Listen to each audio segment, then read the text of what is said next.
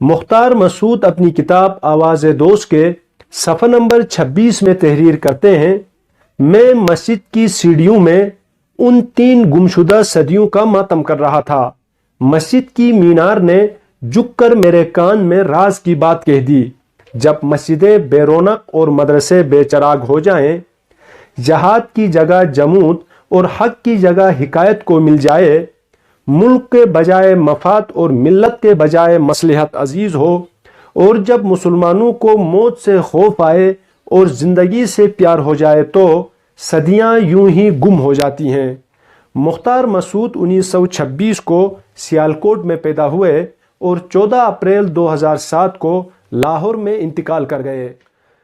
مصنف نے علی گڑھ سے انگریزی ادب میں ایم اے کرنے کے بعد سروس کا امتحان پاس کیا اور ملازمت کے دوران وہ کمشنر فیڈرل سیکریٹری اور اس کے علاوہ agricultural development bank of Pakistan یعنی موجودہ زرعی ترقیاتی بینک کے سربراہ بھی رہے۔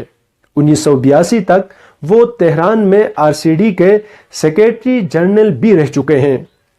انہوں نے انتظامی عہدوں کی ذمہ داریوں کی ادائیگی کے ساتھ ساتھ قلم اور کرتاس سے اپنا خاص تعلق بھی قائم رکھا اور اپنے مخصوص انداز میں مشہور کتابیں تصنیف کی، جس میں آواز دوست، سفر نصیب، لوح ایام اور حرف شوق شامل ہے۔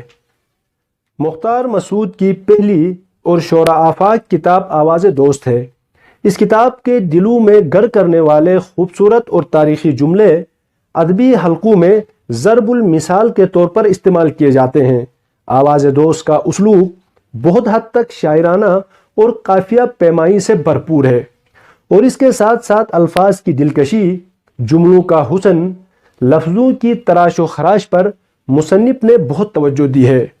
مختار مسعود اردو ادب کے بہترین ادیب ہے، اور اگر کوئی زندگی کے رازوں سے آشنائی چاہتا ہے اور یہ جاننے کی کوشش میں ہے کہ بڑا آدمی کون ہوتا ہے اور بڑے لوگ کہاں ملتے ہیں، تو اس کے لیے ان کی کتاب آواز دوست کا پڑھنا بہت ضروری ہے۔ اس کتاب کا لفظ لفظ موتی ہے اور سطر سطر روشنی ہے۔ کتاب آواز دوست صرف 2 مضامین پر مشتمل ہے۔ ایک مضمون کا عنوان ہے مینار پاکستان، جبکہ دوسرے کا عنوان ہے قحط الرجال۔ مصنف کے اس کتاب میں جا بجا شگفتہ فقرے، کاٹدار جملے، اختراعی اور سنہرے اقوال مصنف کی اردو ادب اور تاریخ پر مضبوط گرفت کو واضح کرتے ہیں۔